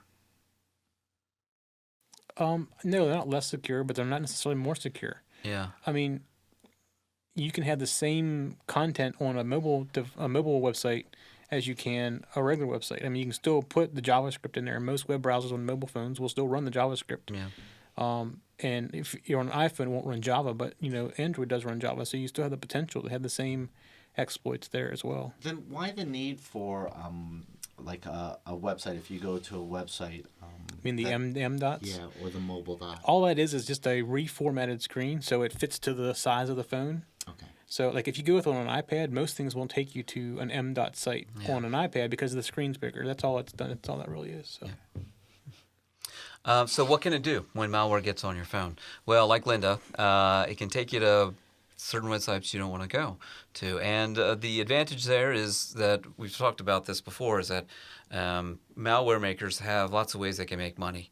And if they can hit that site as many times as possible, and in this case over and over and over and over again, well, they're going to get more money for that, for the clicks, for their tags on it. So Dennis, is it realistically to say that the same type of malware that I can get on my PC is going to land on my phone? You know, I noticed in the BlackBerry one, one that we brought up, is that Trend Micro had a pattern, just like any other backdoor pattern. So Right. we are looking at the same type of malware. Yeah, and I can actually talk to some of this too, because as part of my other duties, I've been working on an MDM solution, and actually been purposely infecting my phone to see what Your Android phone? Yeah, my Android phone. Yeah, and it's been pretty interesting to see what all it does. I've actually got some tools now to do some of the reverse engineering, and I can see it sending out things that I'm doing. So as I'm dialing a phone number, or if I'm using a web or typing in my information, it's still doing the same thing that a PC would do. It's doing keystroke logging and sending information out. So if I check my bank account on my phone, I'm just as dangerous on a phone as I am on my computer if I'm infected. So. Have you, just curious, I'm kind of skipping ahead, but did you root out your... I've done that too. Right now, I've re-imaged it back. It's not rooted. And getting ready to do another test, because the MDM should stop you from, well, it won't stop you from rooting it. Right. But if you do root it, it'll disable your phone from using the enterprise data. And that was the part of the test. So I went through it, and it didn't work the first time, and they didn't think they know why now, so I put it back to normal. So, but yeah, and the MDM solution is supposed to check, make sure you have antivirus and things like that turned on, certain passwords set, things like that. I mean, the success rate of not all, but a majority of these are whether or not you've rooted or jailbreak, which is the iOS. Well, the thing is, jailbreak. the one that I have will actually root the device. Oh, to root it for Yeah. Yeah, it does the root. Yes. So That's the basically it infection. does a privilege escalation. It does exactly what it does. Yeah. Wow. So yeah. Also, our favorite way of getting financial information, it's going to get your bank account information or your birth date if you're infected. It gives others the ability to monitor your phone calls and text messages. I imagine that's what happens at Black Hat conferences. You've got to turn that phone off. Sends messages to premium service. We talked about this last week. What was the name of that vulnerability? Bill Me Up or what was that one? Oh, Bill Shocker. Bill Shocker. That's That it. was That was it, Bill yeah. Shocker. Yeah. Yes. You see your bill. Good job. Yeah. So it's going to go to SMS numbers that cost extra money, such as calling a 1-900 or 976 number. Yeah. Now I've heard of one here recently, and I haven't tried this one. I mean, the ones I infected with, I knew what they did to see what. When I was testing out the different antivirus stuff, but I've heard of one now that will actually send a text with a phishing link to all your friends that have phone numbers in your phone. Text. It will send a text. So that's pretty brazen too. I mean, that's like a compromised email account, Exactly. or a compromised Facebook account. It's the whole trust factor. Well, it came from Mike. It's got to be good. That's exactly right.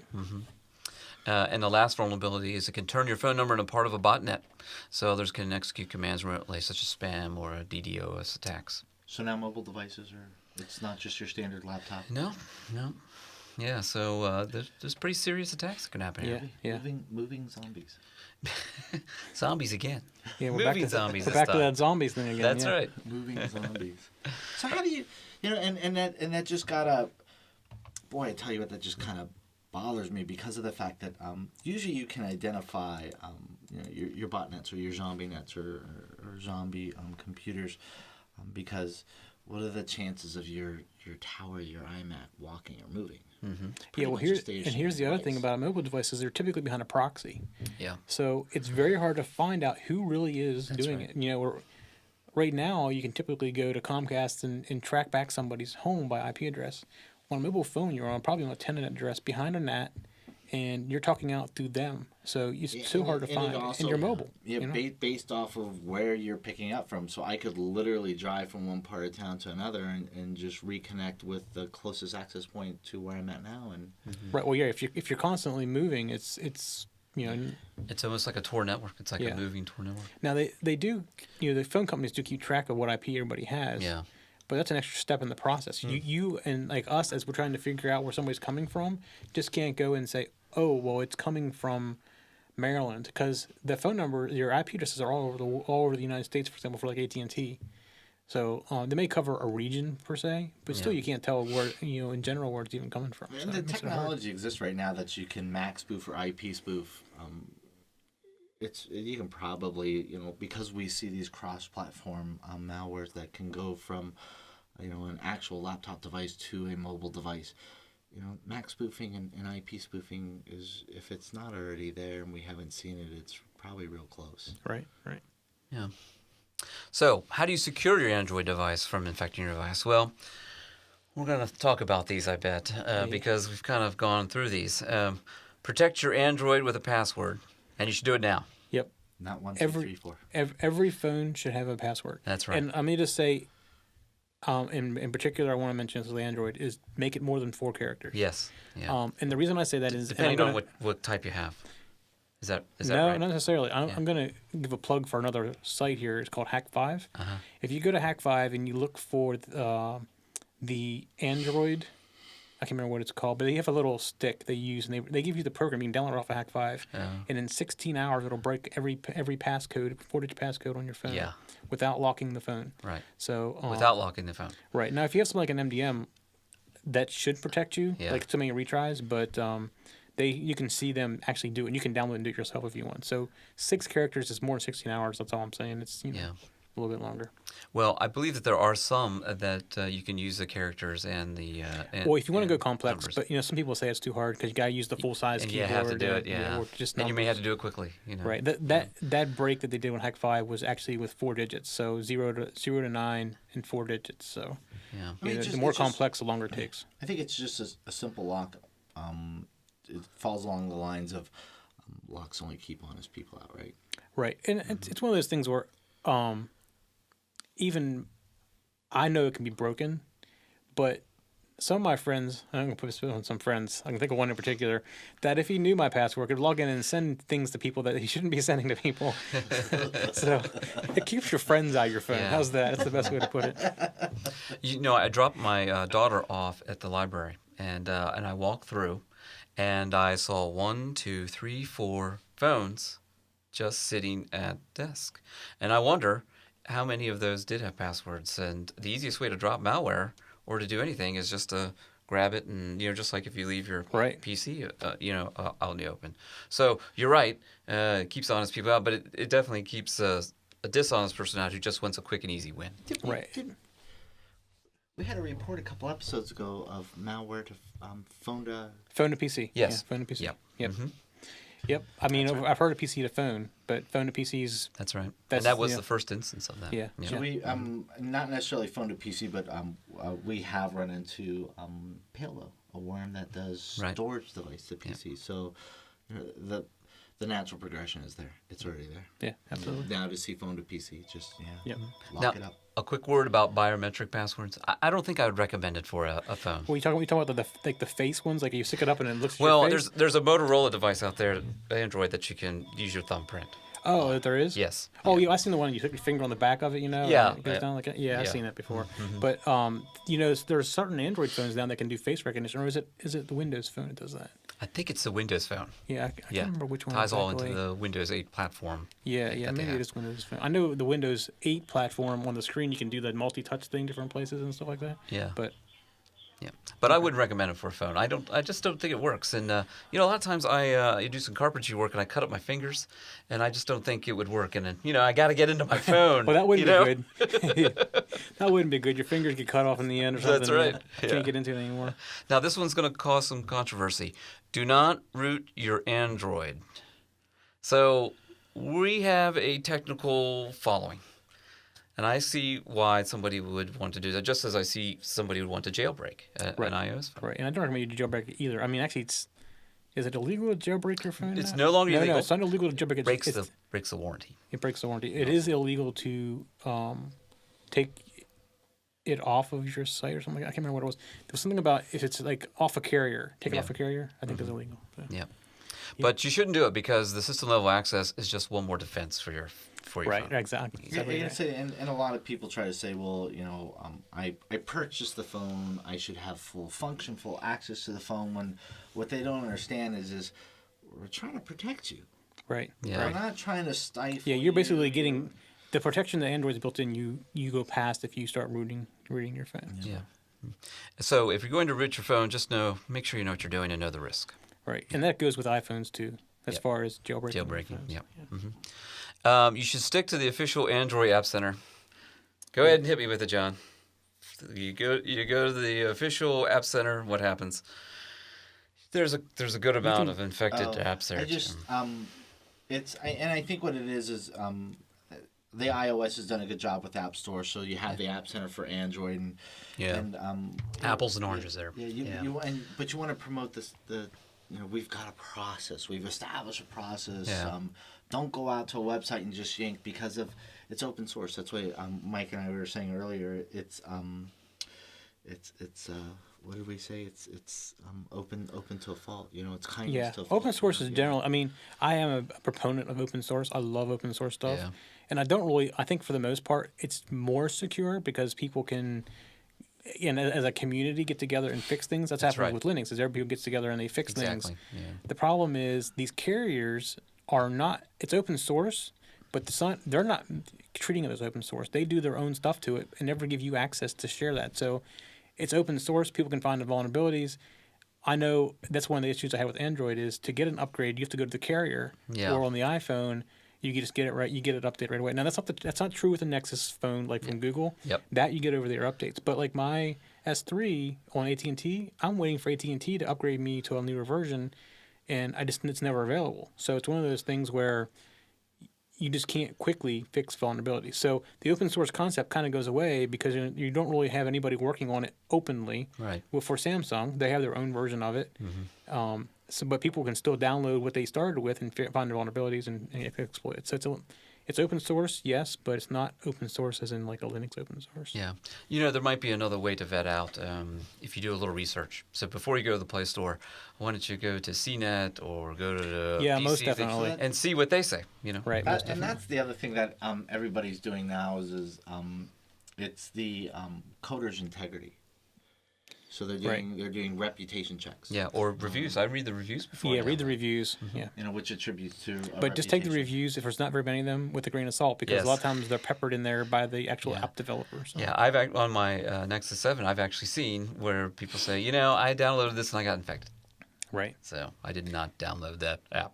So. I gotta say, my wife does have a Droid, and I really, really, really, really, really get nervous when she wants to do something on her phone. So before I do anything on her phone, I am actually on my computer doing a little bit of research to make sure it is okay before we even touch it. Yeah. So this goes to the next thing. Does she run antivirus on her phone? I have installed. What did you install?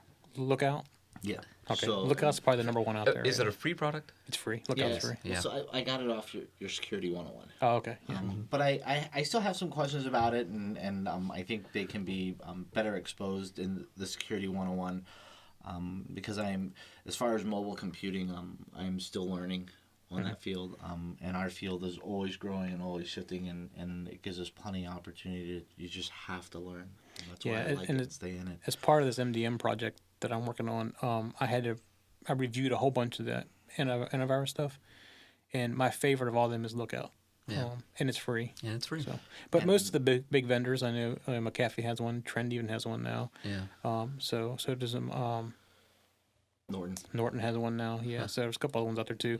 I even have one on my iPhone. Oh, you do? I don't. I can't say I have one on there. Because Never even thought about that. Because of the fact that there was that recent breach to right. the Right. apps. Yeah. Well, yeah, and we should say that we're not picking on Android because iOS can have very similar issues. Yeah. They do tend to curate their products better. In fact, if you ever put an app on the App Store, it takes 2 weeks for them to review it.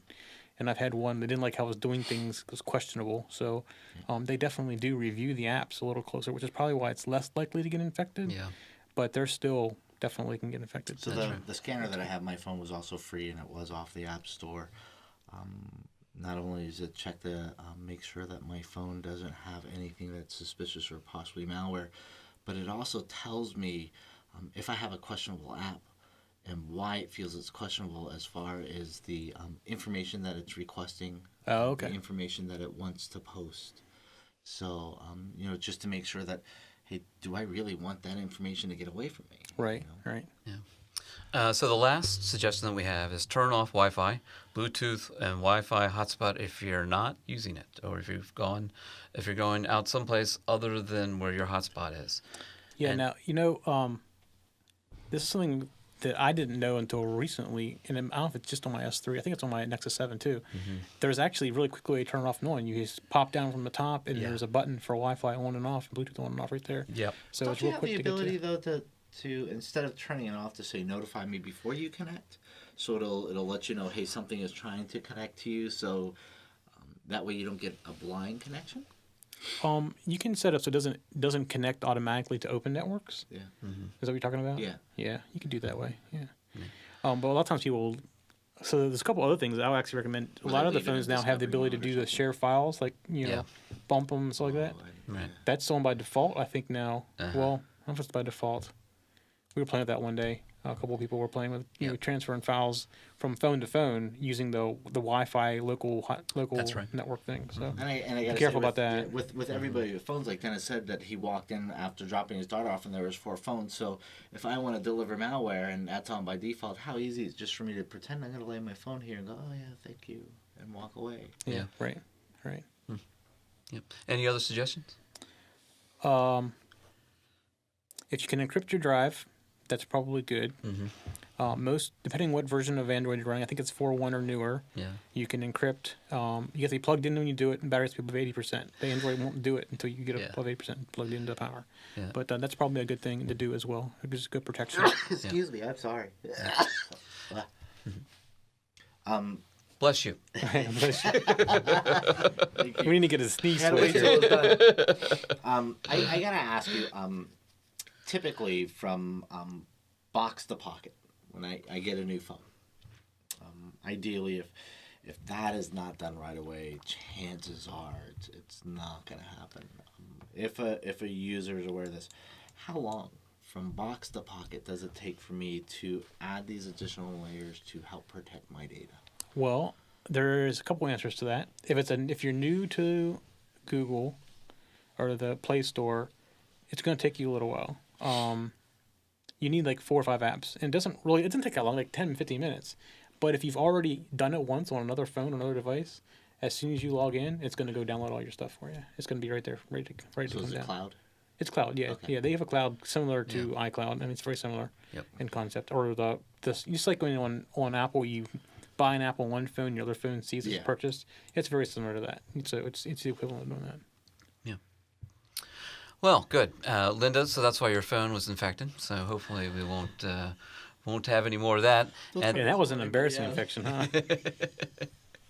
And as Mike, as you pointed out on Security 101, there are more tips, and I bet you we have some more. Along the same subject, next week's Security 101 is about iPhones and location services and how you can turn them off to help protect yourself. Like, so when you post to Facebook, you don't tell everybody where you are. Like, if you don't want people, Right. like not all my people on my Facebook do I know very well. I don't want them all to know where I live, That's things like right. that.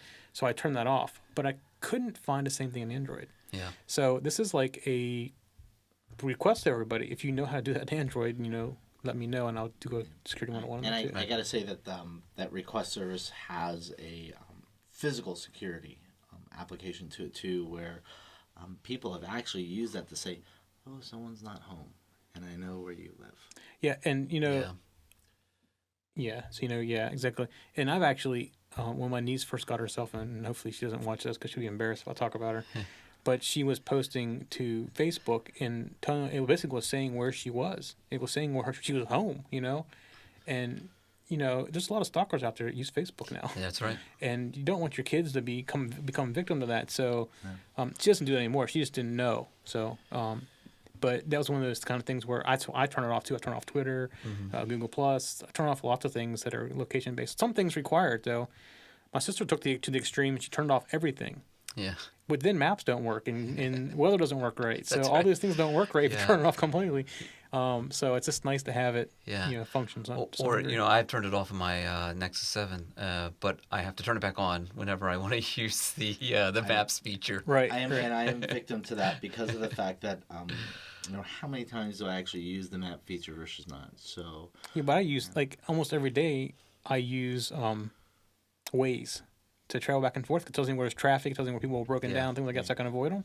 And it doesn't work without location services. And your commute though I would understand that, and my commute's a little bit simpler, so I think it's more of a lifestyle. You gotta make sure that it adapts to your lifestyle. I went through it the other day and I was trying to look at all the different things that I use it for.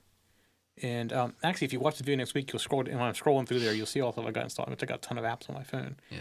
But there's some things I definitely use very regularly. Well, Siri doesn't work right if you don't. Yeah. If you don't, you have location services turned on. So things like that. So. Yeah. Well, good. So, for show notes for this show, contact details and more, go to Security Decoded TV website, where you can get show notes and watch all the other episodes of Security Decoded. While there, check out the other great shows at TechZen TV, especially Security 101, where we've covered a lot of the topics that we've covered tonight. Okay, for the end of the show question, one thing we didn't cover is that Burger King was hacked. Their Twitter account was hacked. Did anybody see that? No, I didn't. I totally missed that. Yes. So they were hacked. King was hacked? Yeah, the Twitter account was hacked. And so for a few hours, the Burger King said, "Do not eat here." And there's a picture of McDonald's over on the side. So a very embarrassing hack. That must have been a McDonald's employee, right? Yes. Yeah, something was going on there. And it's your old-fashioned defacement kind of hack here. Same thing with Jeep. The company Jeep also got hacked as well. Oh, really? Jeep? Account. Yep. Same. What, did he put a Chevy logo on? Yeah, same kind of thing. They cross out the Jeep, and it's the same thing. So I thought for our end question, first of all, I'm going to give us a chance to say, what's your favorite fast food place and or car maker? And last week we said, what was the most dangerous thing or the thing that scared us most about our topics? What's the most positive highlight that you think that we talked about this week? So I'm going to go ahead first, and I really like Wendy's. I don't know why, but I like the single burger, and I think it just tastes better. Well, they have the fries that are fresh cut. I love those fries. And the way that the meat's kind of done. It's not like it's pre-made meat. It's like it's hand done. So they have changed. I remember Wendy's when I was a kid, and it looked like someone threw steak in between your bun, and that's when they had "Where's the beef?" I remember Where's the Beef. Yeah. I am a diehard Big Mac. I'm a Big Mac junkie. That's right. Yeah. I remember John is a McDonald's junkie. Yeah. And for a while there, you couldn't have any. It was like going through withdrawal. Yeah. What's your? Well, the most heartening thing that I think was the response to the China hacks. That this is serious. That we've seen these same hacks, and we've got to start doing something about them. Something real. Not just pay lip service to them. So I think we've seen a progression. Before, no one wanted to say, we got hacked. I don't want to say anything. Let's keep this quiet.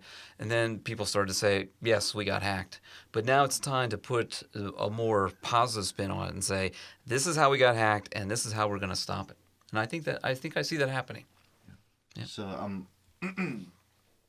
after getting my McDonald's fix. Do you like the fries? Do you like the fries better than Wendy's fries? I hate their fries. I've never liked them. They're too salty. Now, the best thing about their fries is you can leave them in your car for a week and then never get mold on it. Snack for later. Same thing with the McRib. You don't want your inside to get moldy. Is that what it is? I think my biggest positive spin on all of this was a story that Mike talked about, which was a phase to malware. Long gone are the days when we were younger of Revenge of the Nerds. It's not the tape between the glasses, the laugh. I can get some tape. Like it's not Office Space, the guy lurking down in the basement. Yeah. How much more personal than you get on that? That is someone you walk by at the store. That is somebody that's sitting next to McDonald's enjoying. And that's his wife and kids. He's not in a little dark room somewhere, with thousands of monitors around him. He's outside with his kids. And that is your stereotypical thing now, and great. good for you for showing that. We need to increase the visibility. We need to stop hiding from this, and we need to start learning from each other. And being able to put a face to it is a great start. Right. Like that. Right. Yeah. Mike, how about you? So my favorite fast food is love that chicken. Love that chicken. I don't eat a lot of fried food, but I can eat some Popeyes What's the fried spicy chicken from Popeyes? I love the spicy chicken. So that's what gets me. Yeah. That's probably my favorite fast food. Yeah, the greatest thing too is if you have a cold, it'll just. Oh yeah, that's the great thing. Just start straining your head right out. Yeah. I like it when you get the bottom pieces and they kind of make you cry when you eat them. Yeah, when you're pulling it apart and you see all the little red stuff that didn't cook. Oh, that's the best part. That's right. That's so dangerous. And probably my positive thing is I'm happy to see that there's finally some government on our side, the executive order and then the State of the Union address. I feel like there's some seriousness finally giving to this because Some acknowledgement. I mean, yeah, and it's one of those things where I can tell people how bad it is, but nobody understands really how bad it is. They just don't get it. Mm-hmm. And hopefully, if other people start from outside of the average person telling them this, and the government starting to say it's bad, they start taking some action on that. So I think the industry needs to really just go with the momentum on that because of the fact that has anyone ever read a government doc? If they can actually take that and layman it out. Yeah. Yeah, well, I was going to try to read that before today, and I started reading. I think like I just know I'm too tired to read this. There's no way. Exactly. That was last night. Yeah. Not any time today to read it. So. It's like Mike said. That's a great stance. Yeah. It's a. But when the president stands up there and takes a stance on it, that to me means that there's people should listen, a little bit more openly now to that. And I think we can really drive it home by saying, well, what does this really mean to you? All right. Exactly. Right. Okay. Well, that is our show for this week. Thanks for watching, and we'll catch you on the next episode. Thanks again. See ya. For show notes for this show, contacts, and more, go to the techzen.tv website where you can get show notes for all of our shows. We love to hear from our viewers and listeners. We have an email, a Twitter, and a phone number where you can contact us for each show. For details, visit the techzen.tv website and get the show details. You can also make a video and upload it somewhere like YouTube or Vimeo and then just send us a link. You never know, you may see your video in a future show. You can get all of our shows delivered automatically to your favorite device by going to your favorite podcast website like iTunes and subscribing. Each of our shows also has a YouTube channel you can subscribe to get regular updates. Our shows are also available on most internet radio networks like Stitcher and TuneIn Radio. You can also watch and listen to our shows on Xbox, TiVo, and Roku. You can even find us on your Zoom.